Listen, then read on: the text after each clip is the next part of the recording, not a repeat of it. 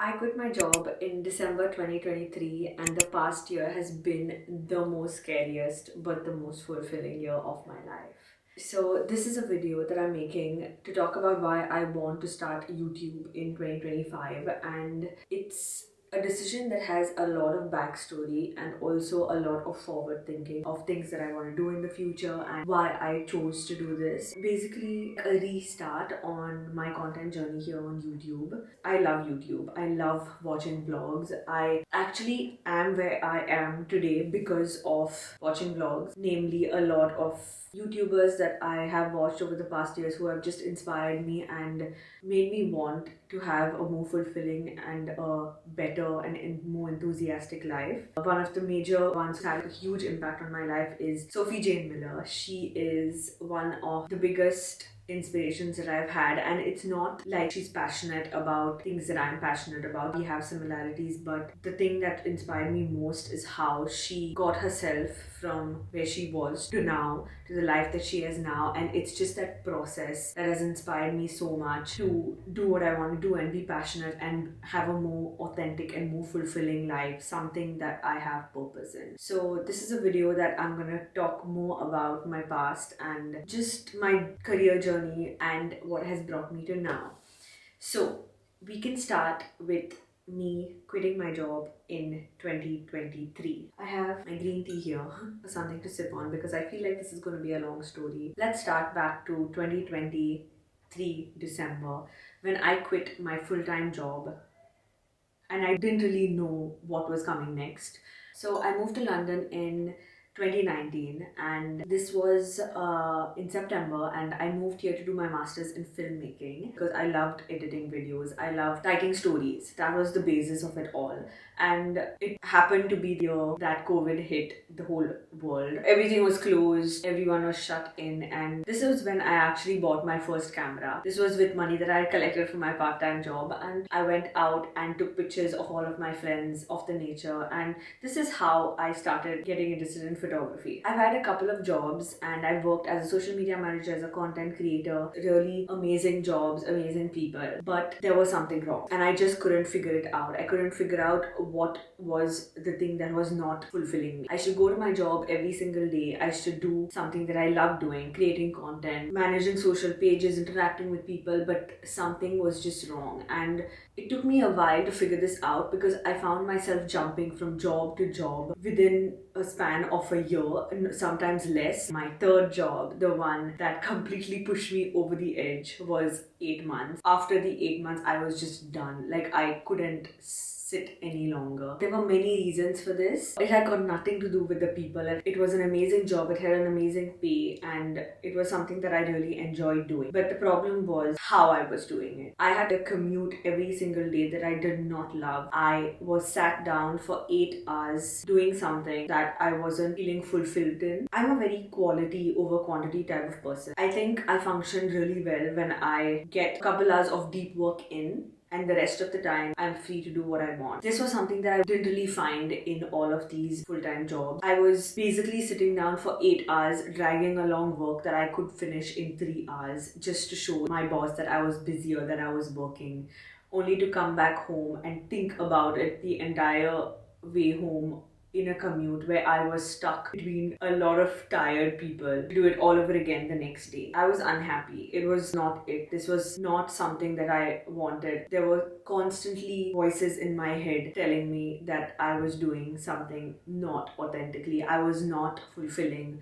a purpose and I was not being true to myself. These voices went on all the time in my head, whether I was at home, whether I was with my friends on the weekends, having fun, at my job, on my commute, talking on the phone. It was constantly there. It just kept telling me to quit. There were times when I couldn't figure out what to do. I was looking at all of these people around me, all of my friends, and they were doing the exact same thing that I was doing. They were going to a job, they were getting paid for work that they were doing, so why couldn't I? And this was something that bothered me so much. I started to question myself. Why can't I do what everyone else is doing and just be happy about it? Why am I feeling like an outsider? Why can't I just see this through? Like, is something wrong with me? This was something that was in my mind and constantly, day in and day out, it felt like I wanted something different, but I couldn't justify what, and I couldn't justify why. Ever since I got out of university, all I wanted to do was get a corporate job to enjoy the life that I want to live. And I had that, but I couldn't be happy with it. So in December 2023, I listened to the voice in my head and I quit that job with no plan and no security of what I was going to do next. I quit that job and I went back home to Goa for Christmas. And I spent a whole month there not thinking about what I was going to do, just enjoying my time there. When I came back, I woke up in the morning and I had nowhere to be and I had no security. Yeah, I had a bit of savings, but I didn't know what I was going to do next or how I was going to continue paying for the life that I wanted to live. So I decided to listen to the voices that were in my head. I mean, if they told me to quit my job, they gotta have some plan of what I should do next, right? Just write down what I was being told or the life that I see myself living, what I would want to do. And this is what I came up with. I'll read it out to you because I've written it down because it's always in my head. This is what I came up with. A morning where I don't have to wake up in a rush to email notifications from my manager. One where I can keep my phone off for an hour so I can journal, read and have my breakfast without the noise of the outside world. I want a day where I can choose where I want to work. It can be from my bed, from the couch, from the cute coffee shop that I've always looked into while walking to the station, or even the park. I want to spend a few hours being so passionately involved in my work that when I look at the clock, 3 hours have passed and I feel fulfilled. Work where I don't have to keep my cursor moving so I show that I'm online on Teams.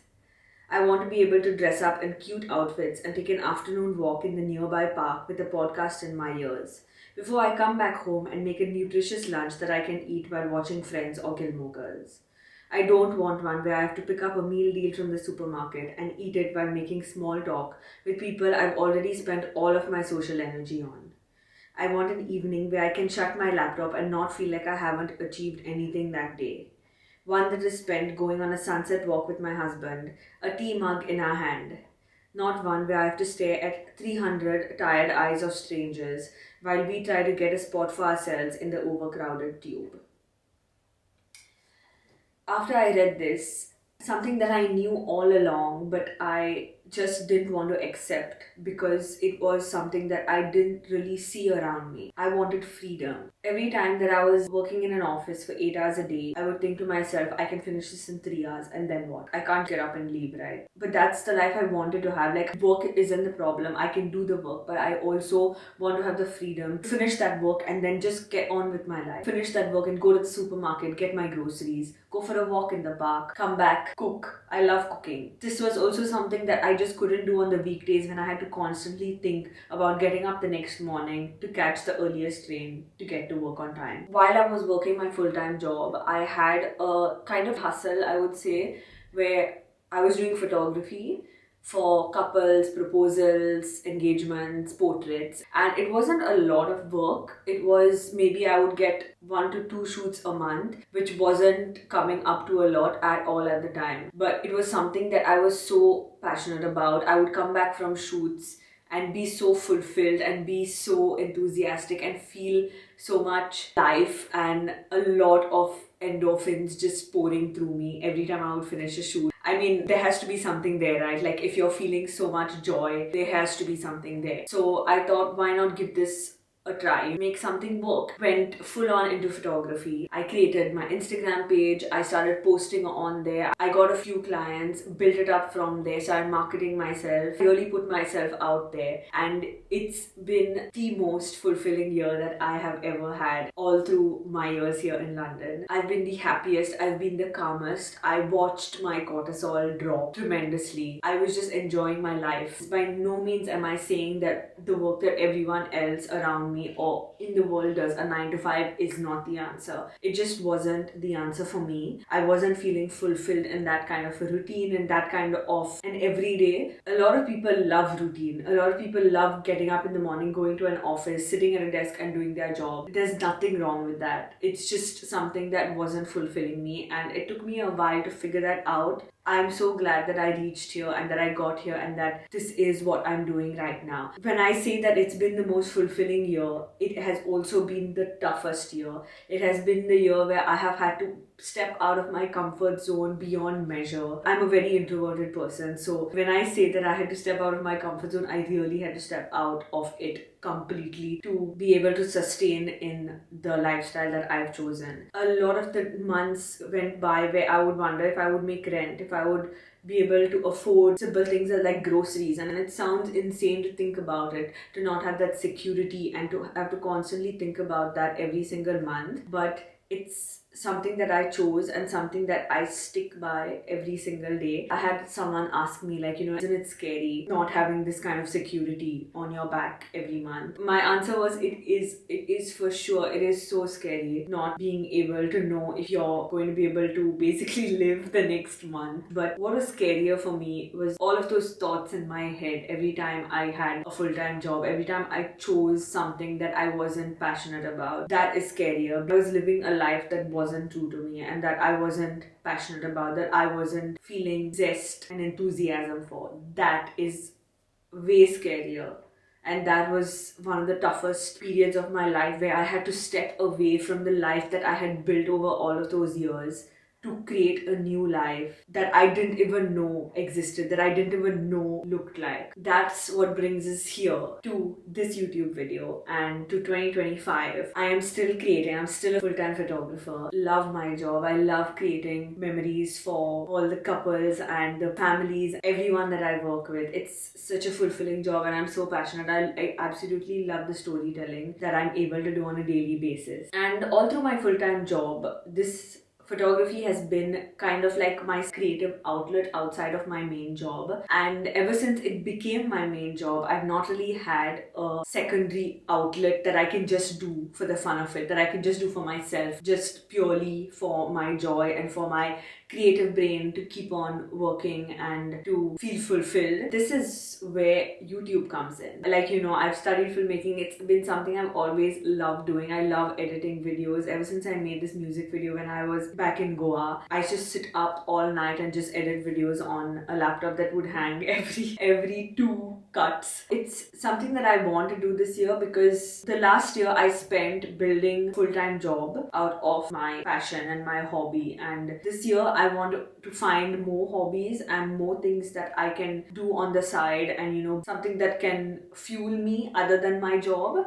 And that's why I want to start this YouTube channel. I want to create videos, create memories of my life that I can watch back on, because I watch back on a lot of my videos and I'm just like, oh my god, like this is part of my life when this was happening, and it just takes me back. Having long form content somewhere where I'm talking on, say, a weekly basis and giving updates about what my life is at that moment, it would be so cool to watch back on. Say I have kids in the future, how cool would it be for them to watch the lives of their parents, milestone moments, daily vlogs, just the everyday life of their parents when they lived in London. So what you can expect from this channel is a lot of day in the lives, milestone moments, my life as a photographer, and all the thoughts that go on in my head, like this video, that I just want to put out there, because the job that I do is pretty much alone. I don't have any colleagues. I don't meet people a lot during the week. So there's a lot of stuff that I think about that I would probably want to have an outlet for, and